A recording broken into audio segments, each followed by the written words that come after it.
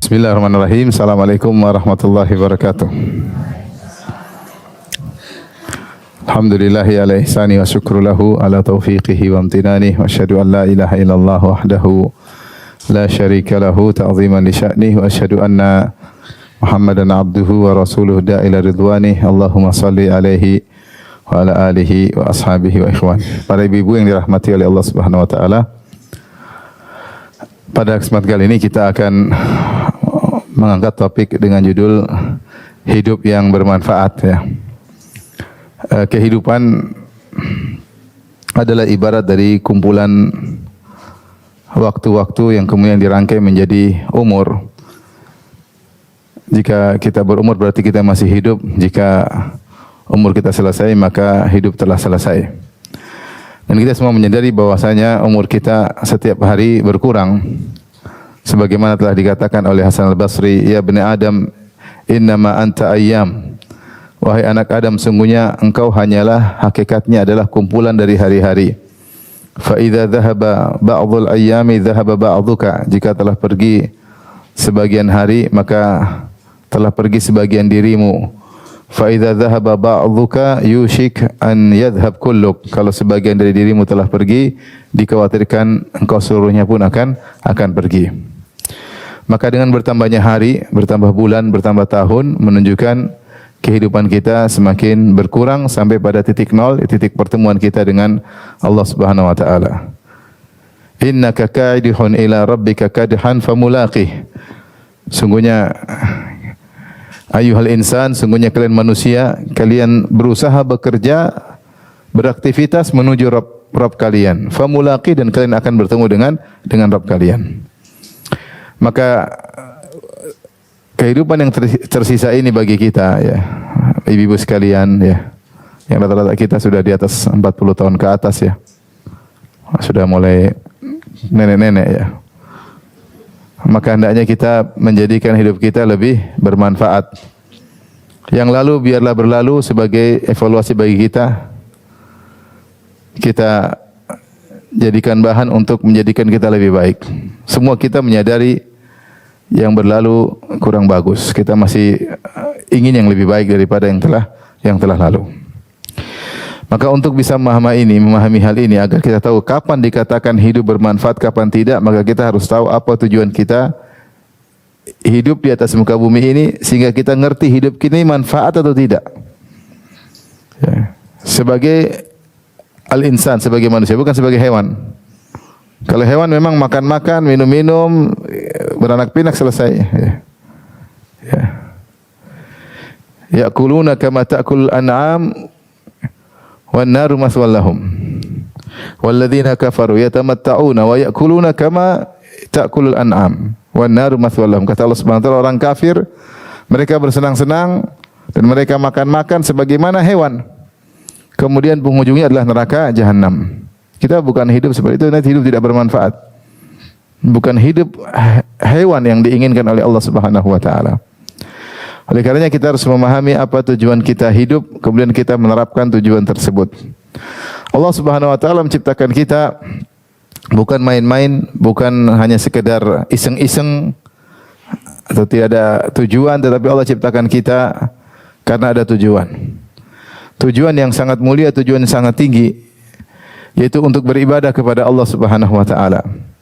Allah berfirman, "Wa ma khalaqatul jinna wal insa illa liya'budun," dalam surat Az-Zariyat. Kata Allah Subhanahu wa taala, tidaklah aku ciptakan jin dan manusia kecuali untuk beribadah. Ma uridu minhum min rizqin wa ma uridu ay yut'imun. Aku tidak butuh dari para hamba rizki, dan aku tidak butuh mereka memberi makan kepadaku. Innallahu war-razzaq, sungguhnya Allah adalah Maha pemberi rizki, Dzul Quwwatil Matin, sang pemilik kekuatan yang kokoh. Dalam ayat ini, dalam surat Az-Zariyat, Allah menjelaskan bahwasanya tidaklah Allah menciptakan jin dan manusia kecuali untuk beribadah. Jadi yang diminta dari kita adalah beribadah kepada Allah. Siapa yang bisa menjalankan tujuan ini, maka hidupnya bermanfaat. Kemudian Allah mengingatkan, Allah tidak menciptakan kalian untuk kemudian memperkaya diri, memperbanyak harta sebanyak-banyaknya. Karena Allah War-Razzaq, dialah Allah yang Maha pemberi rezeki. Allah beri rezeki kepada kalian supaya kalian bisa beribadah, bukan kalian cari rezeki kemudian lupa untuk beribadah kepada Allah Subhanahu wa taala. Maka banyak manusia kondisinya sebaliknya. Allah sudah menanggung rezeki mereka, tapi mereka bersungguh-sungguh dalam mencari rezeki. Allah meminta mereka untuk beribadah, justru mereka berleha-leha, bermalas-malas untuk beribadah. Apa yang sudah Allah jamin, mereka bersungguh-sungguh mencarinya. Apa yang Allah tuntut, justru mereka tidak mengindahkannya. Ya. Oleh karenanya, inilah barometer dikatakan hidup itu bermanfaat atau tidak. Maka semua kegiatan kita, aktivitas kita, yang di situ kita mengingat Allah dalam rangka beribadah kepada Allah, maka itulah hidup yang sesungguhnya. Sebaliknya, siapa yang hidup di dunia ini tidak mengingat Allah, maka sungguhnya dia telah mati. Allah berfirman atau Rasulullah SAW bersabda, "Mathalul ladzi yadhkurullaha wal ladzi la yadhkurullah kamathalil hayyi wal mayyit." Perumpamaan orang yang mengingat Allah Subhanahu wa taala dengan orang yang tidak mengingat Allah seperti perumpamaan orang hidup dan mati. Sini perhatikan, Rasulullah menjelaskan hakikat orang yang hidup itu adalah kehidupan yang bermanfaat, yaitu yang dia gunakan hari-harinya, waktu-waktunya untuk mengingat Allah Subhanahu wa taala. Adapun orang yang hidup secara fisik tetapi dia tidak mengingat Allah, dia lupa, lalai dari Allah, maka sungguhnya kehidupannya adalah kehidupan yang tidak bermanfaat, hanyalah kematian. Dinamakan dengan kematian. Makanya Allah menamakan orang kafir amwatun ghairu ahya. Mereka itu seperti orang-orang mati, tidak hidup. Allah menamakan orang kafir seperti orang mati, tidak hidup. Meskipun dia hidup secara fisik, tapi hakikatnya dia mati di sisi Allah karena kehidupannya tidak untuk beribadah kepada Allah Subhanahu wa taala. Untuk maksiat, bersenang-senang tanpa mengingat Allah dan yang lainnya. Maka dari sini kita bisa evaluasi diri kita. Sejauh mana waktu-waktu yang kita lewati, detik-detik yang kita lewati, hari-hari, bulan-bulan, tahun-tahun yang kita lewati, sejauh manakah hari-hari tersebut untuk Allah? Kalau ternyata tidak untuk Allah, maka sungguhnya itu adalah kematian kita. Hidup kita yang sungguhnya ternyata cuma sedikit. Kebanyakan waktu kita adalah untuk kematian, tidak ada faedahnya. Saya ingin sampaikan hal ini kepada diri saya pribadi, kepada ibu-ibu sekalian. Karena tadi saya katakan, kita hidup ini cuma sebentar. Sering saya sampaikan hadis Nabi SAW. A'maru ummati baina sittin ila sab'in wa aqalluhum man yajuzu dzalik. Umur umatku antara 60 sampai 70 dan hanya sedikit yang melampaui. Dan rata-rata ibu-ibu, coba saya ingin tahu, yang umurnya 40 ke bawah angkat tangan.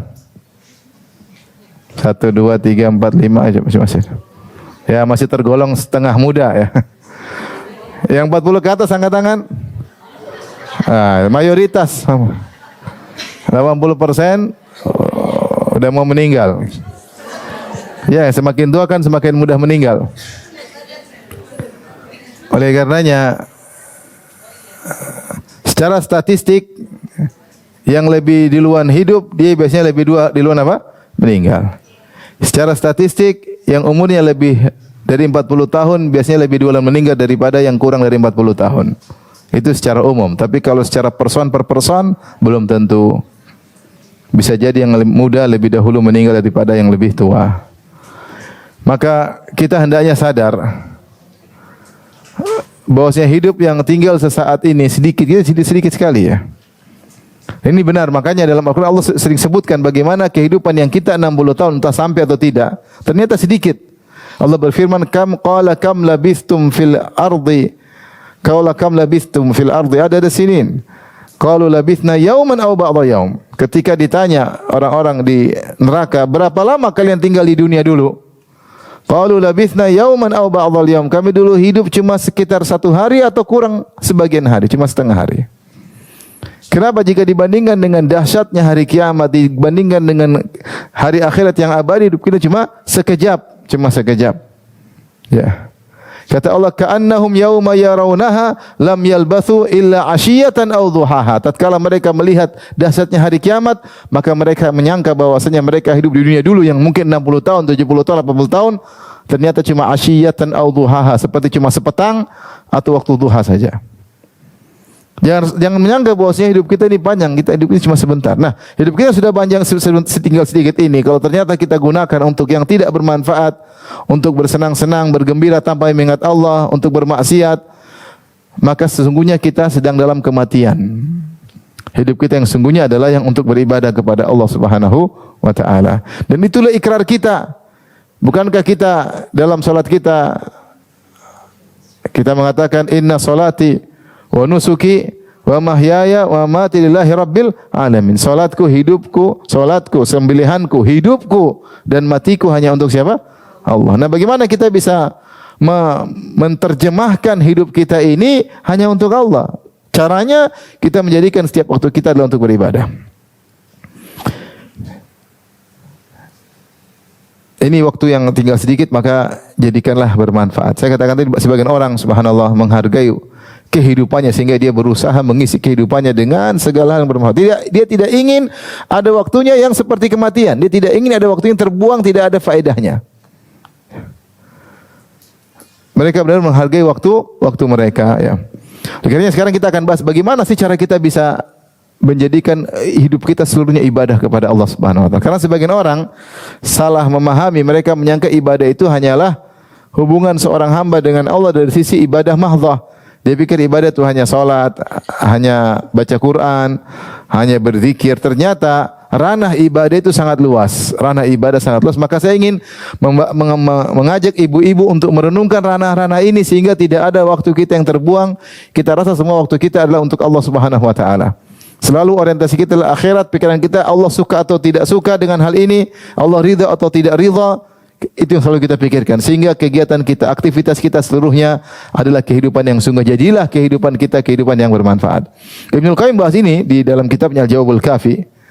Beliau sebutkan bahwasanya kehidupan yang isinya maksiat, yang tidak ada faedahnya, sungguhnya kematian.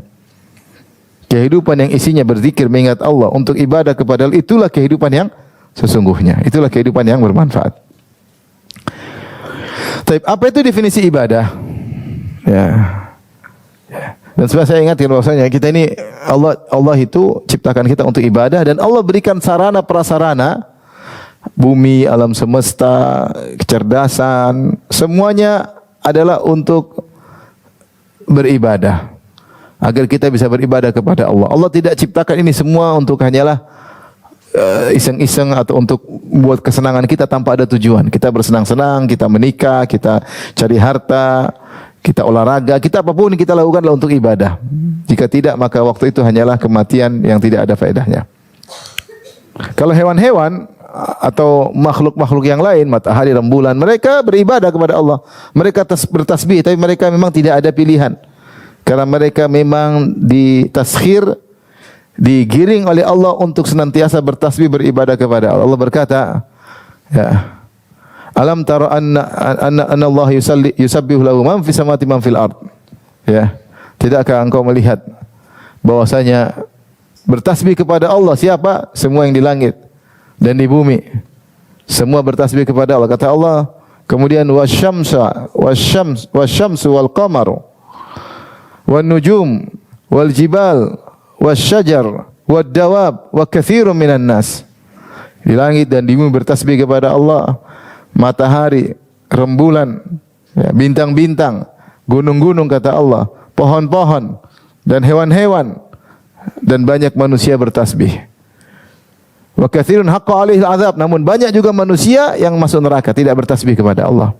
Tapi kalau batu-batu, hewan-hewan, mereka ada tasbih khusus kepada Allah Subhanahu wa taala. Manusia diberi kehendak untuk memilih. Karena mereka diuji, mukallaf, dibebani oleh Allah dengan ujian. Memilih untuk hidup atau memilih untuk mati. Memilih untuk mengingat Allah atau memilih untuk lupa kepada Allah Subhanahu wa taala. Ini kelebihan manusia. Maka Allah ciptakan kita dengan sarana dan prasarana, dengan kemampuan kita berfikir, kemampuan kita melihat, dan seluruh alam semesta inilah tanda ayat, tanda sign bahwasanya Allah itu ada dan Allah berhak untuk diibadahi. Wa fi kulli syai'in lahu ayah tadul ala annahu wahid. Dan segala sesuatu dalam semesta ini ada tanda, ya, yang menunjukkan bahwasanya Allah itu Maha Esa, hanya Dia yang berhak untuk diibadahi. Tapi rahmatillah subhanahu wa ta'ala, apa saja ibadah-ibadah yang bisa kita lakukan? Sekarang kita bahas tentang definisi ibadah. Definisi ibadah ditinjau dari aktivitas yang dilakukan dan ditinjau dari pelakunya. Ditinjau dari aktivitas yang dilakukan, maka Ibnu Taimiyah mengatakan al-ibadah ismun jami'un likulli ma yardahullah wa yuhibbuh. Ibadah adalah suatu nama, suatu istilah yang mencakup seluruh perkara yang dicintai oleh Allah dan diridhai oleh Allah. Min aqwalin wa af'alin, zahiratan wa batinah. Terkait baik perkataan maupun perbuatan yang lahir maupun yang tersembunyi. Saya ulangi, ibadah adalah istilah atau nama yang mencakup seluruh perkara yang dicintai oleh Allah Subhanahu wa taala. Diridhai oleh Allah Subhanahu wa taala, baik perkataan maupun perbuatan, baik yang nampak maupun yang tersembunyi, zahir dan batin. Itu adalah ibadah dari sisi aktivitas kita. Maka semua aktivitas yang dicintai oleh Allah, diridhai oleh Allah, perkataan, perbuatan yang nampak berupa aktivitas maupun dalam hati, kegiatan perkataan hati, perbuatan hati, semua dicintai Allah, itu adalah ibadah. Ini tinjauan pertama. Tinjauan kedua, definisi ibadah ditinjau dari pelakunya, ya. Maka Ibnu Taimiyah mengatakan al-ibadah, ibadah adalah nama yang mencakup, menunjukkan kamal al-mahabbah wa dzul, yaitu kalau orang melakukan ibadah dia benar-benar menunjukkan ketundukan kepada Allah dan kecintaannya kepada Allah. Maksudnya dari sisi aktivitas, kita tahu aktivitas tadi semua yang dicintai oleh Allah adalah ibadah. Pelaku, agar kita dikatakan kita beribadah kepada Allah, kita harus melakukannya dengan penuh ketundukan. Penuh ketundukan, menghinakan diri. Karena ibadah maknanya secara bahasa artinya kehinaan, kerendahan. Makanya dikatakan dalam bahasa Arab sampai sekarang, kalau kita berjalan ke tempat mana kita bersafar, kita tanya, thariqun mu'abbad wala la? Itu jalan mu'abbad. Mu'abbad itu maksudnya sudah dipakai sudah di aspal misalnya, atau sudah diratakan sehingga mudah untuk diinjak. Sampai sekarang masih dikatakan dalam bahasa Arab, thariqun mu'abbad, itu jalan yang sudah diibadahi, maksudnya jalan yang sudah diratakan, mudah untuk diinjak, sudah datang doser untuk meratakannya atau diaspal, sehingga dikatakan thariqun mu'abbad, yaitu jalan yang mudah untuk ditunggangi, ya. Maka seorang ketika beribadah dengan ketundukan disertai dengan kecintaan kepada Rabbul Alamin, ini namanya aktivitas ibadah dan pelakunya sedang beribadah. Dari sini kita tahu ternyata ranah ibadah sangat banyak. Saya akan jelaskan contoh-contohnya agar kita bisa mengaplikasikan dalam kehidupan sehari-hari. Pertama, ranah ibadah yang jelas kita tahu yaitu ibadah kita dengan Allah Subhanahu wa taala. Salat 5 waktu, puasa, ya, kita sedang beribadah kepada Allah, baca Al-Qur'an. Apalagi Ibu? Apalagi zikir kepada Allah, subhanallah, walhamdulillah, wala ilaha illallah, Allahu akbar, astaghfirullahaladzim wa tubu ilaih, astaghfirullahaladzim wa tubu ilaih, la haula wala quwata illa billah, la haula quwata illa billah. Kalau ada masalah, hasbunallahu wa ni'mal wakil. Ya, ini semua ada musibah, inna lillahi wa inna ilaihi rajiun, alhamdulillah uli hal. Ini semua adalah ibadah. Ibadah kita berdoa ketika masuk rumah, keluar rumah, berzikir kepada Allah. Masuk toilet, keluar toilet, kita berzikir kepada Allah Subhanahu wa taala. Ya. Masuk pasar kita beribadah, berzikir kepada Allah. Masuk suatu negeri kita beribadah kepada Allah. Mau safar kita berzikir kepada Allah. Semua zikir adalah ibadah kepada Allah Subhanahu, karena kita sedang mengingat apa? Allah Subhanahu wa taala. Kita renungkan sudah berapa banyak bagian kita untuk melakukan ibadah model ini. Ibadah yang terkait dengan langsung mengingat Allah Subhanahu wa taala, seperti salat, puasa, kemudian berzikir, baca Al-Qur'an, ya. Doa-doa yang kita panjatkan, zikir-zikir yang kita panjatkan, zikir keseharian, ini semua ibadah. Zikir pagi petang, semua adalah ibadah kepada Allah. Maka kita harus punya bagian dari model ibadah itu, dan harus banyak. Harus bukan sedikit, harus banyak ibu-ibu. Ibu-ibu ada salat 5 waktu, ada qobliyah dan ba'diyah. Sudahkah ibu-ibu lakukan? Jangan sampai ibu cuma salat, qobliyah tidak ada, ba'diyah tidak ada. Ya. Karena kalau ingin ibadah fardu kita sempurna, kita sertakan dengan qobliyah dan ba'diyah. Karena ketika manusia dihisab pada hari kiamat kelak, Allah suruh lihat kepada malaikat, unzuru halil ibadi min tatawu'in, wahai para malaikat, lihatlah apakah hamba-hambaku punya ibadah-ibadah sunnah. Tujuannya apa? Untuk menambal kekurangan yang terjadi pada ibadah yang wajib. Kita ada salat. Salat kita tidak ada yang sempurna. Salat sampai pikiran kemana-mana. Salat sambil cepat-cepat. Salat sering lupa, ya. Salat mau di akhir waktu, mau sebentar lagi apa keluar waktu. Salat buru-buru. Pikiran melayang kemana-mana. Nah, di antara yang bisa menyempurnakan salat kita adalah yang sunnah-sunnah, qobliyah dan apa? Ba'diyah. Sehingga pahala salat kita sempurna. Sama zakat, kita mungkin kurang sempurna, mungkin salah hitung. Mungkin ketika kita kerja masih tercampur hal yang syubhat atau sedikit-sedikit yang haram. Bagi kita bayar zakat, di antara penyempurnanya adalah sedekah-sedekah. Tapi puasa Ramadan adalah yang wajib. Mungkin kita kurang sempurna, kita tambal dengan puasa-puasa apa sunnah seperti itu, ya. Nah, ini hari-hari kita lewati dengan baca Al-Quran. Jangan sampai sehari lewat tidak baca Al-Quran. Ini namanya hidup kita bermanfaat. Tapi ibadah berikutnya, ini insya Allah pada tahu ibadah seperti itu. Yang orang begitu dengar dia tahu itu ibadah. Ibadah yang lain, contoh, yang bisa kita aplikasikan dalam hidup kita sehari-hari adalah ibadah menjadi bermanfaat bagi orang lain.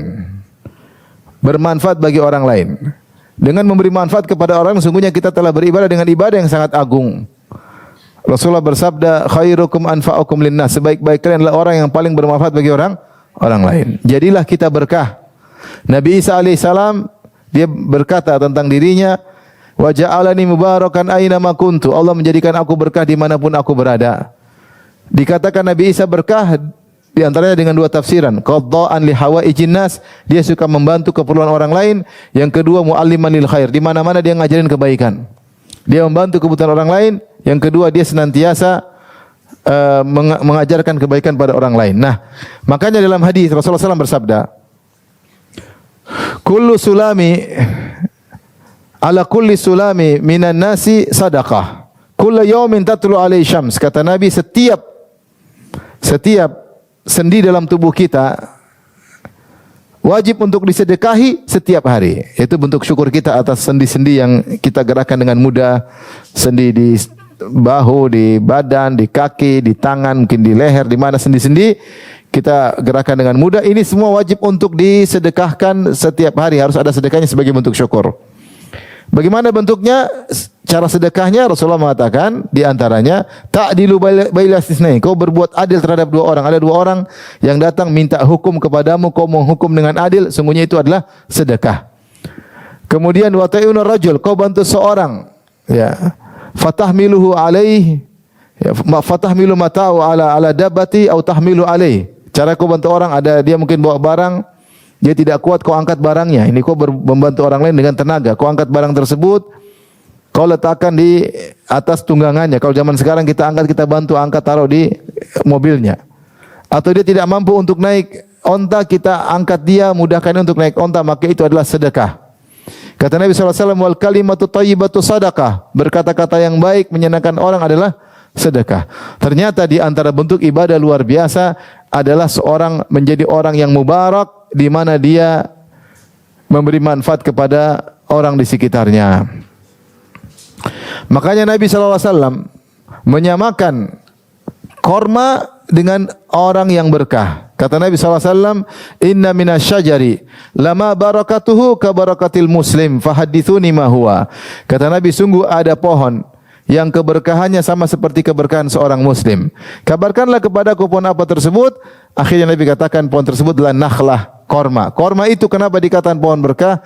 Karena seluruh bagian dari korma semuanya bermanfaat. Tidak ada bagian dari pohon korma yang tidak bermanfaat. Maka dikatakan dia pohon berkah. Daunnya bermanfaat, batangnya bermanfaat, kemudian bahkan bijinya bermanfaat, apalagi buahnya bermanfaat, pelepahnya semuanya bermanfaat, ya. Semuanya bermanfaat. Tidak ada serabut korma itu pun bermanfaat. Kalau zaman dulu digunakan untuk seperti kapas diguling atau dibantal. Tidak ada satu bagian pun dari pohon korma yang tidak bermanfaat. Makanya dikatakan pohon tersebut adalah pohon yang berkah. Apalagi kalau kita bicara orang-orang Arab di zaman Nabi SAW, kehidupan mereka tidak jauh dari korma. Mereka bikin rumah pakai korma, mereka makan korma, mereka bikin tempat tidur tikar dari korma, mereka bikin bantal juga dari bagian dari korma, mereka memberi makan kepada hewan mereka pakai biji korma, semua terkait dengan korma. Sehingga dikatakan korma adalah pohon yang berkah. Ternyata keberkahan korma ini Rasulullah samakan dengan seorang muslim. Kata Nabi, tahukah kalian ada suatu pohon berkahnya seperti berkah seorang muslim. Ini dalil bahwasanya seorang muslim harus berkah, sehingga hidupnya bermanfaat. Nah, ibu-ibu sekarang dalam hidup ini, coba berpikir bagaimana saya beri manfaat kepada orang lain yang ada di sekitar saya yang saya mampu. Orang yang paling utama saya beri manfaat adalah suami saya. Ibu bilang gitu, yang paling bermanfaat adalah pasangan saya. Gimana cara saya bisa beri manfaat kepada suami saya? Rasulullah pernah berkata kepada Fatimah, "Ya Fatimah, isbiri. Inna khairal mar'ah allati tanfa'u ahlaha." Sungguhnya sebaik-baik wanita allati nafa'at ahla, yang beri manfaat kepada suaminya. Itu Rasulullah ucapkan kepada Fatimah ketika Fatimah ternyata kerja di rumah, dia menggerakkan alat penggiling gandum sehingga tangannya malajat itu ngapal. Tangannya apa? Ngapal. Sudah tidak halus-halus seperti tangan ibu-ibu, Masya Allah. Karena sering apa? Kalau ibu rumahan kan gitu, ibu kompleks, tangannya apa? Halus-halus. Fatimah tangannya sampai ngapal. Kenapa dia bantu suaminya? Sampai dia capek, sampai tangannya sakit. Rasulullah kasih motivasi. Kata Rasulullah, sebaik-baik istri adalah yang bermanfaat bagi suaminya. Nah, ini ibu ingin renungkan hadis ini aja. Maka ibu berusaha saya di rumah ini apa manfaat yang bisa lakukan untuk suami saya? Pikir supaya hidup ini bermanfaat. Siapkan makanannya, siapkan minumannya, siapkan tempat tidurnya, kasurnya, ya. Dan niatkan semua untuk ibadah kepada Allah Subhanahu wa taala. Ini contoh keseharian yang kita lakukan ternyata nilainya apa? Ibadah. Pakai baju yang dia senangi, berpenampilan dengan yang dia senangi, kita sambut dia dengan senyuman, dia senang dilayani oleh istrinya. Kalau mau minum kita ambilkan air minumnya, kalau mau mandi kita siapkan handuknya, habis mandi kita siapkan baju dan celananya, kalau mau safar kita siapkan apa? Kopernya dan isinya, ya. Sudahkah ibu-ibu demikian? Saya enggak percaya. Saya ulangi, sudahkah ibu-ibu demikian? Alhamdulillah. Iya. Percaya saya sekarang bertambah, alhamdulillah, ya. Aisyah radhiyallahu anha ketika suaminya sedang itikaf, siapa yang sisir rambut Nabi? Aisyah radhiyallahu anha sisir rambut Nabi, subhanallah. Kalau Nabi sallallahu alaihi wasallam mau pergi, yang siapa yang kasih minyak wangi ke Nabi? Aisyah radhiyallahu anha. Ini ibu-ibu suaminya sisir sendiri, kasihan. Pakai parfum sendiri, kasihan. Suaminya lagi sibuk siap-siap, istrinya main HP. Itu mas. Situ, parfumnya di situ mas. Itu mas. Gimana seperti itu? Kita bikin hidup kita bermanfaat. Itu main HP ini apa manfaatnya? Enggak ada manfaatnya. Ini kematian, ngurus suami kehidupan. Seperti itulah hendaknya ibu-ibu sekalian. Saya sering cerita, saya tidak pernah bosan cerita ini biar menancap ke ibu-ibu. Saya punya kawan, istrinya 3. Yang paling dia cintai bukan yang paling cantik. Dia bilang, Ustaz, ini nomor ini yang paling saya cintai. Istrinya sudah bisa dinomorin sama dia. Nomor ini yang paling saya cintai. Kenapa? Dia yang paling cantik kah? Paling muda? Bukan, Ustaz. Bukan paling cantik, bukan paling muda. Tapi dia yang paling melayani saya. Saya kalau mau pulang, dia telepon, Abi mau makan apa? Mau minum apa? Ditanya.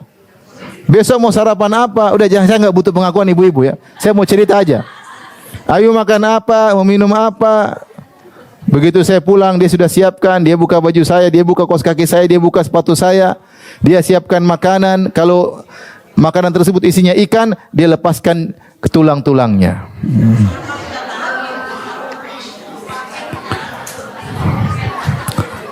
Jangan gaduh ibu-ibu, ini sabar.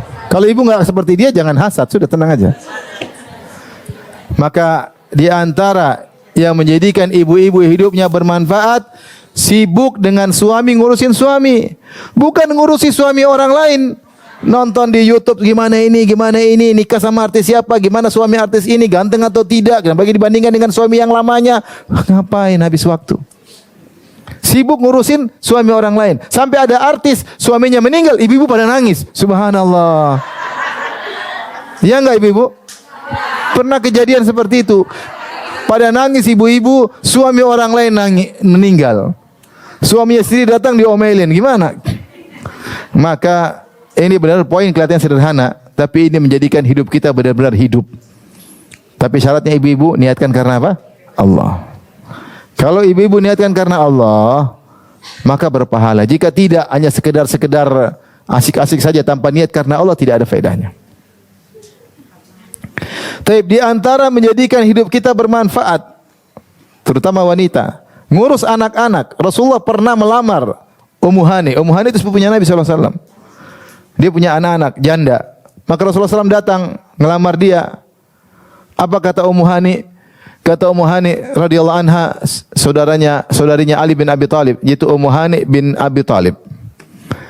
Dia menolak lamaran Nabi. Dia mengatakan, "Ya Rasulullah, inni dzatul iyal." Saya punya anak banyak. Saya ingin fokus ngurus anak-anak. Dia tahu kalau jadi suami istri Nabi, dia harus ada urus suami yang banyak. Kata dia, enggak, saya banyak. Rasulullah puji dia. Kata Rasulullah sallam, khairu nisa'in raqibnal ibil nisa'u Quraisy. Sebaik-baik wanita yang mengendarai onta, maksudnya wanita Arab, adalah wanita Quraisy. Kenapa? Ahnahu ala tifl, yang paling perhatian sama anak-anak. Wa ar'ahu ala zauj fi dzati yadihi, yang paling perhatian sama suaminya ketika pandai mengurus uang suaminya, tidak mubadzir. Lihat di sini Rasulullah sebutkan bahwasanya Ummu Hani dipuji oleh Nabi karena dia sibuk ngurus anak-anak. Maka saya ingatkan kepada ibu-ibu yang dirahmati Allah Subhanahu wa taala, kalau masih punya anak diurusin. Niatkan karena Allah, diajak ngobrol, ditemani, diberi arahan, dinasehati. Meskipun sudah besar, sudah nikah, kita tetap nasihati. Putriku begini, kamu jangan gitu sama suami, ingat pesan mama ya. Kamu jangan seperti mama. Cukup mama aja sama papa, kamu harus berbeda gitu, nasihati. Nasihati. Layani apa? Suamimu. Sungguh melayani suamimu adalah apa? Ibadah. Jangan lupa salat malam. Suami senang kalau lihat istrinya salat malam. Jangan lupa baca Quran. Suami bahagia lihat suaminya, istrinya baca Quran. Suami kepalanya pusing lihat ibu-ibu buka marketplace terus ya. Maka nasihati, anak-anak diperhatikan, apalagi masih kecil-kecil. Itu kesibukan yang bermanfaat. Itulah kesibukan yang setiap detik kita lewati akan menjelma menjadi kebahagiaan di alam barzakh maupun di akhirat. Itu namanya hidup bermanfaat. Taib.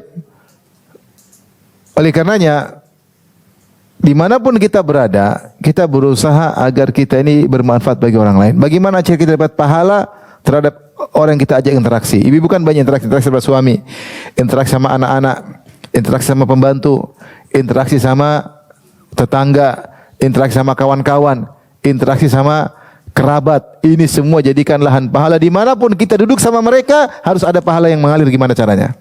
Pikirkan sendiri. Sama tetangga ya, paling tidak senyum, basa-basi kayak mampir ke rumah, enggak basa-basi aja. Ada yang bisa saya bantu, basa-basi senang. Assalamualaikum, senyum. Wal kalimatu thayyibatu sadaqah, kata-kata yang baik sedekah. Tabassumuka fi wajhi akhika sadaqah, senyum kepada saudaramu sedekah. Jangan lewat tetangga muka masam, mandang dengan merendahkan, kita enggak dapat pahala.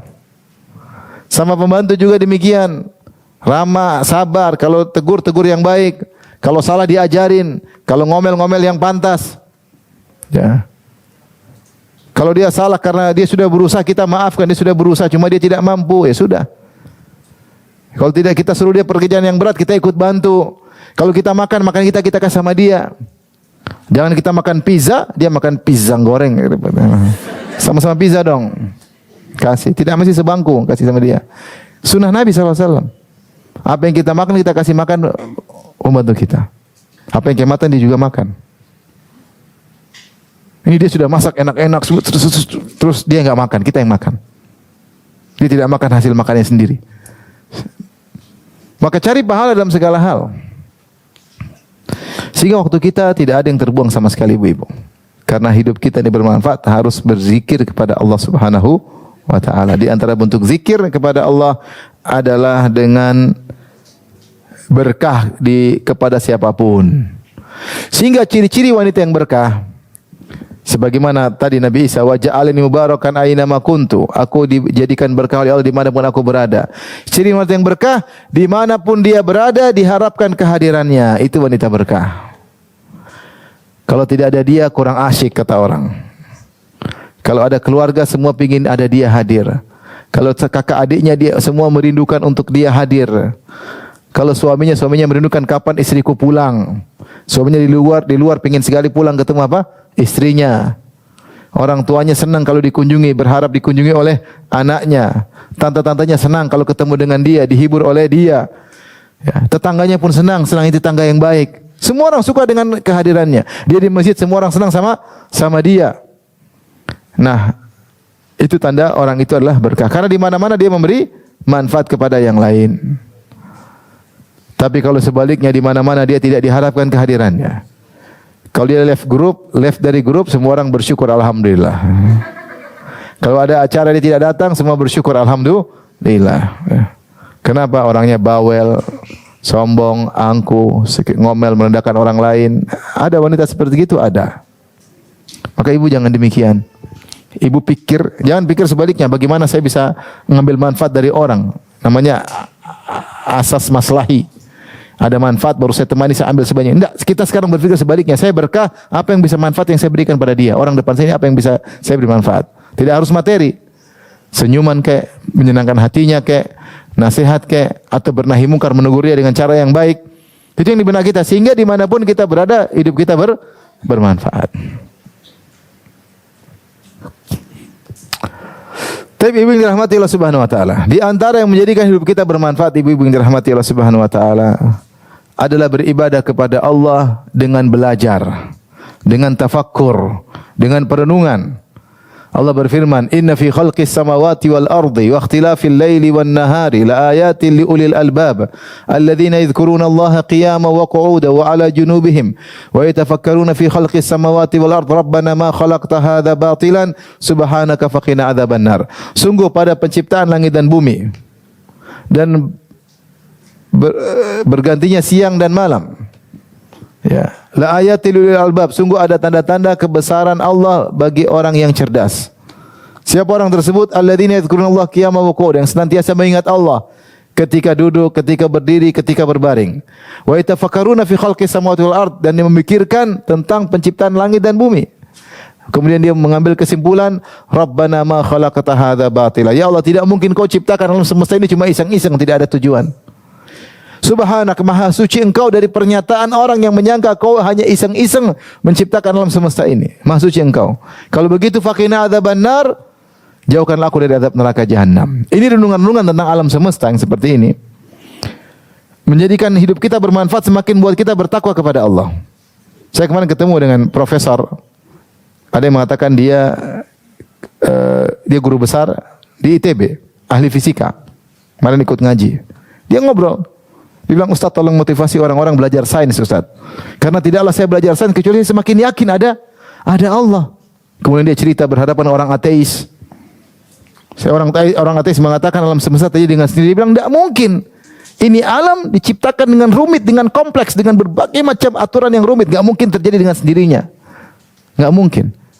Kalau ada batu jatuh kemudian terpecah, tidak beraturan, jadi 3. Satu kecil, satu besar, satu bengkok, mungkin kita bilang kebetulan. Tapi kalau kita jalan tiba-tiba ada batu dalam bentuk kursi, ada mejanya, dipahat begini, nggak mungkin kita bilang kebetulan batu jadi apa? Kursi dan meja. Iya nggak? Kebetulan nggak? Nggak mungkin. Pasti ada yang bikin. Orang ateis mengatakan semuanya kebetulan. Kita bilang kalau ada bola kaki, tahu-tahu dijahit di situ ada bendera Indonesia, ada bendera Malaysia, ada bendera Australia, ada bendera Inggris, jadi satu bola. Enggak mungkin dia bilang ini terjadi dengan sendirinya, enggak mungkin. Pasti ada yang bikin, maka kulitnya dibuat bendera macam-macam. Dia tahu bahwasanya bola seperti itu tidak mungkin terjadi dengan sendirinya. Bagaimana dengan bola dunia yang isinya kompleks? Sampai profesor itu mengatakan, Ustadz ini aja rambut ini kalau kita periksa selnya kompleks. Tidak mungkin terjadi dengan apa? Sendirinya. Sel itu kan rumit dalamnya. Dia bilang suruh orang-orang belajar sains Ustaz, karena semakin bertambah keimanan. Dia cerita ketemu dengan Stephen Hawking, kemudian debat. Jadi mau saya, di antara bentuk ibadah kita merenungkan. Ya. Kata Allah, fi anfusikum afala tubsirun, pada diri kalian tidaklah kalian merenungkan. Kita renungkan banyak kejadian dalam kehidupan kita, bagaimana kesudahan seorang yang mungkin orang tersebut sombong dan angkuh, lihat kesudahannya seperti apa. Bagaimana kesan orang terdekat kita yang dulu dia berbuat zalim, sombong-sombong, ternyata akhirnya seperti apa? Itu semua adalah pelajaran yang Allah berikan kepada kita. Makanya Allah ketika menyelamatkan Fir'aun, kata Allah Subhanahu wa taala, ketika adrakahul gharaq, ketika Fir'aun akan mati, dia berkata, "Amantu annahu la ilaha illalladzi amanat bihi banu Israil." Aku beriman bahwasanya tidak berhak disembah kecuali Allah semata. Dia beriman, dia bersyahadah. Dia mengucapkan la ilaha, tapi tidak bermanfaat. Kata Allah, "Al-an wa ana minal muslimin." Aku termasuk muslim bersama Nabi Musa. Kata Allah, "Al-ana wa qad asaita qablu wa kunta minal mufsidin." Sekarang baru kau sadar wahai Firaun. Sementara sebelumnya kau telah melakukan banyak kerusakan, dosa dan yang lainnya. Fal yauma nunajjika bi badanika litakuna liman khalfaka ayah. Kata Allah, pada hari ini kami selamatkan tubuhmu supaya orang bisa mengambil pelajaran dari kejadian dirimu. Kau dulu sombong, angkuh, mengaku sebagai Tuhan, sekarang tewas di depan mata. Kata Allah, al-yauma nunajjika bi badanika litakuna liman khalfaka ayah. Pada hari ini kami selamatkan jasadmu supaya menjadi pelajaran bagi orang setelahmu. Wa inna katsiran minan nasi an ayatina laghafilun. Sungguh kebanyakan orang dari tanda-tanda kami, dari sign kami, semuanya lupa, lalai. Jadi sebenarnya banyak kejadian di sekitar kita. Kita mengambil dalam diri kita sendiri. Sebagian salaf mengatakan, tidaklah aku bermaksiat kecuali aku melihat dampaknya pada istriku, pada tungganganku, pada budakku. Ada perubahan. Itu dia mengambil ibrah dari dirinya sendiri. Sebenarnya banyak pelajaran di sekitar kita. Dari sikap-sikap kita yang salah, oh ternyata begini ujungnya. Tapi butuh perenungan. Sehingga orang seperti ini dia merenungkan hal-hal, perenungannya itu adalah ibadah kepada Allah Subhanahu wa taala. Makanya Ummu Darda ketika ditanya, apa ibadah yang paling sering dilakukan oleh Abu Darda? Kata Ummu Darda, at-tafakkur wal i'tibar. Dia sering merenung dan berfikir dan mengambil pelajaran. Jadi ini di antara ibadah. Ya, tidak mengapa kita baca sesuatu, kita lihat keindahan, kita Masya Allah. Bagaimana dengan Sang Pencipta, bagaimana dengan Al-Khaliq ya. Bagaimana dia Maha Kuasa, bagaimana Maha Esa ya. Kita lihat sesuatu yang tidak mungkin tiba-tiba jatuh, subhanallah. Kita lihat sesuatu yang jaya tiba-tiba berguguran, subhanallah. Kita Allah Maha Kuasa. Allah Maha Kuasa. Kuasaan semua di tangan Allah. Allah beri kepada siapa Allah kehendaki, Allah cabut dari siapa yang Allah kehendaki. Ya. Kita terkadang lihat misalnya perusahaan besar di puncak-puncak kemegahan ternyata jatuh. Yang mungkin kita nggak mungkin ternyata jatuh. Itu pelajaran bagi kita, subhanallah. Allah Maha Kuasa ya. Dulu Nokia, siapa yang tidak sangka Nokia apa? Jatuh. Semua orang pegang apa? Nokia. Tahu-tahu ambles jatuh. Kalau Allah berkehendak semuanya bisa jatuh. Dan banyak kekuasaan seperti itu, kita menyangka tidak bakalan jatuh, ternyata apa? Jatuh. Ini kita lihat kejadian-kejadian seperti itu, kita mengambil pelajaran. Ini salah satu bentuk ibadah kepada Allah Subhanahu wa taala. Jadi sebenarnya lahan ibadah itu banyak. Contoh, di antara agar menjadikan hidup kita bermanfaat, misalnya kita berakhlak mulia. Akhlak mulia, apa itu akhlak mulia? Akhlak mulia adalah kita bersikap pada orang dengan sikap yang kita sukai kalau itu dilakukan pada kita. Itu namanya akhlak yang mulia. Bersikap kepada orang dengan sikap yang kita sukai jika kita disikapi dengan demikian. Contoh, kalau kita ingin berakhlak mulia sama orang tua, kita renungkan, apa sih yang bisa kita lakukan pada orang tua? Kalau saya jadi bapak saya jadi ibu saya mau apa? Tentu kalau kita jadi orang tua, kita ingin anak-anak kita kunjungi kita setiap minggu. Atau kita ingin ditelepon sama anak-anak setiap apa? Hari.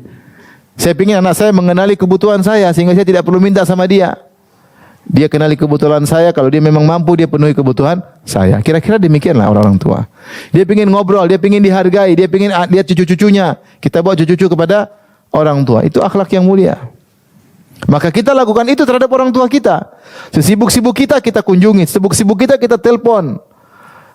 Umi gimana kabarnya Umi? Abi gimana kabarnya? Hari ini ada ngapain aja? Dia butuh cerita aja. Kalau dia masih pingin cerita terus, kita terus layani. Kalau kita sibuk, maaf Mi, ada kesibukan, dia pasti mengerti. Sebagian orang tua tidak mau mengungkapkan apa yang dia inginkan. Kenapa sungkan? Dia jaim, ya, gengsi. Sehingga akhirnya anaknya tidak memahami. Sampai sebagian orang mengatakan, saya baca sebuah perkataan indah, dia mengatakan, kalau sampai orang tua tidak enak ngomong sama kamu, berarti kamu sudah berakhlak buruk. Saya ulangi. Kalau sampai orang tua kita tidak enak mengungkapkan sesuatu sama kamu, berarti kamu sudah berakhlak apa? Buruk. Berarti kamu menyikapinya itu dengan kalau orang tua sangat dekat dengan kita kan dia mudah mengungkapkan. Karena dia tahu anaknya sangat murah hati. Dia tahu anaknya sangat mau mendengar curhatannya.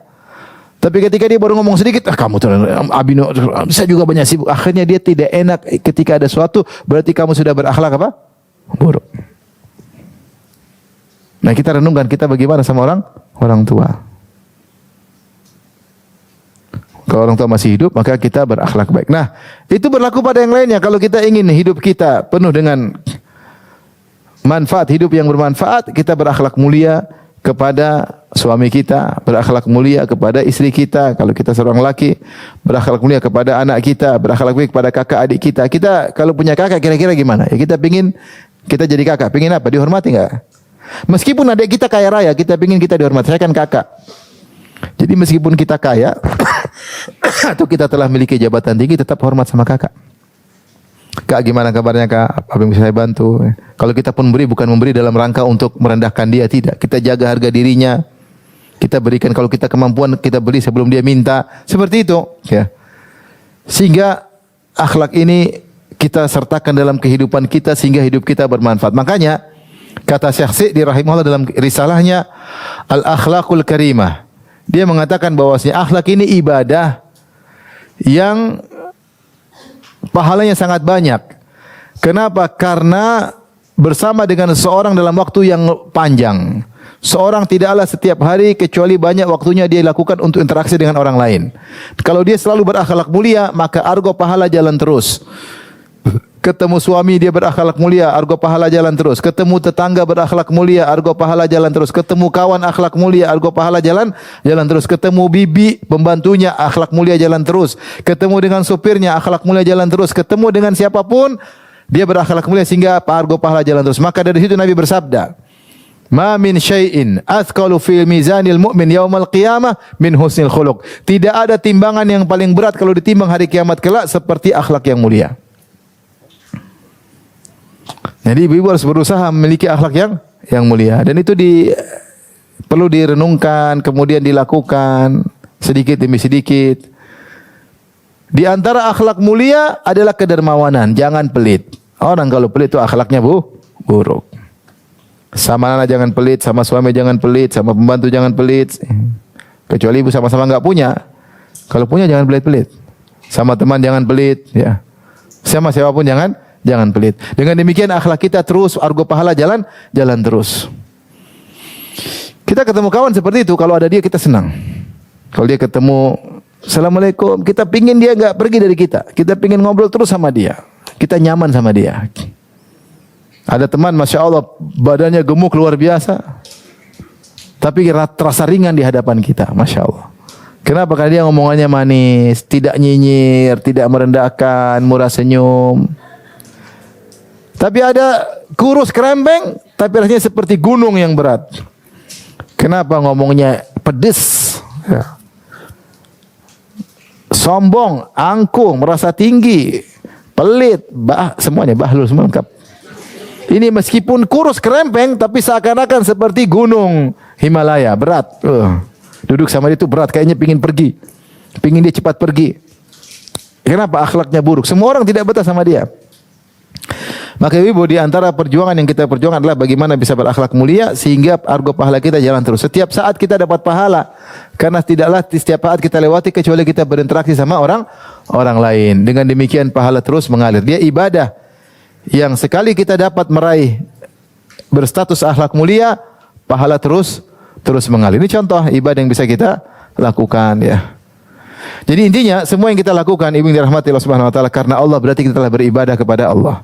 Maka mulai sekarang apapun yang kita lakukan, kita keluar rumah niat karena Allah, masuk rumah karena Allah, masak karena Allah, menyediakan makanan karena Allah Subhanahu wa taala, mengunjungi tetangga karena Allah Subhanahu wa taala, telepon kakak, adik, telepon ayah, ibu karena Allah Subhanahu wa taala, telepon teman lama, sempatkan waktu ketemu teman lama, ada waktu mengunjungi guru yang pernah jasa kepada kita, semuanya berpahala. Kita pergi ke pasar berpahala, beli misalnya apa? Beli apa Ibu?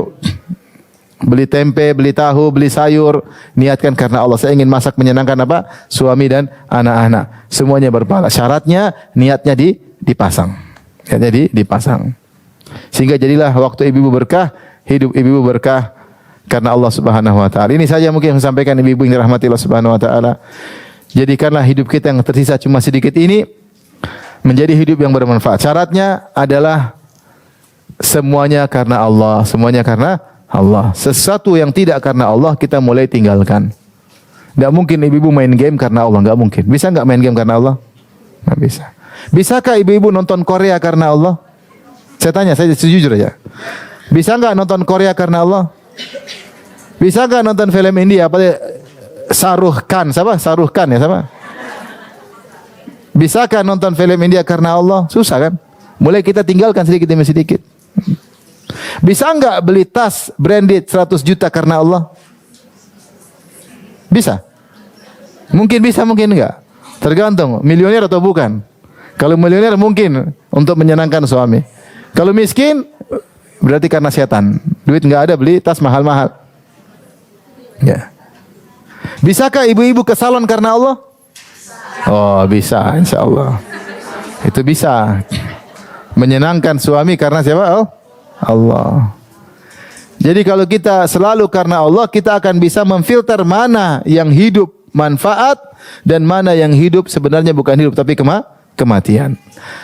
Barometernya karena Allah. Kalau semua yang bisa dijadikan karena Allah, maka lakukan. Ibu-ibu pergi ke tetangga bikin kue untuk tetangga, bisa karena Allah enggak? Bisa, berarti pahala. Bisa enggak ibu gibah karena Allah? Susah. Bisakah ibu merendahkan ibu-ibu yang lain karena Allah? Enggak bisa. Ah, itu apa? Do hitam pendek, gembrot lagi, enggak bisa. Enggak bisa karena Allah. Kayak donat gosong, enggak bisa karena Allah Subhanahu wa taala. Enggak bisa. Jadi dengan gitu kita tahu bahwasanya hidup kita itu bermanfaat karena ada filternya. Semua yang bisa karena Allah maka itu bermanfaat. Jadi jangan ibu-ibu duduk merenung di rumah ngelamun, jangan. Karena susah ngelamun karena Allah. Tapi kalau ibu duduk merenungkan bagaimana alam semesta luar biasa, keindahan alam, bagaimana maha indah sang penciptanya, bisa. Ya. Yang jadi masalah ketika seorang tidak ada kegiatan, kemudian HP-nya masih ada kuotanya, itu masalah itu. Mulai scrolling, lihat ini, habis waktu. Ini semua kematian. Hidup yang tidak bermanfaat, hanya membuang umur kita. Nanti kalau dihisab hari kiamat isinya scroll aja. Artis ini, artis anu, film ini, film anu. Kriminal ini, kriminal anu. Perceraian ini, pernikahan anu. Dan seterusnya. Oleh karenanya saya ingatkan diri saya pribadi dan juga kepada ibu sekalian, mulai sekarang kita hemat-hemat umur yang tinggal sedikit ini sehingga umur kita bermanfaat bertemu dengan Allah Subhanahu wa taala. Tapi demikian saja ibu yang dirahmati Allah Subhanahu wa taala. Semoga kita semua menjadi orang-orang yang soleh dan solehat. Dan semoga Allah mempertemukan kita dengan suami kita, anak-anak kita, istri-istri kita di surga kelak. Amin ya rabbal alamin. Wabillahi taufiq wal hidayah. Assalamualaikum warahmatullahi wabarakatuh.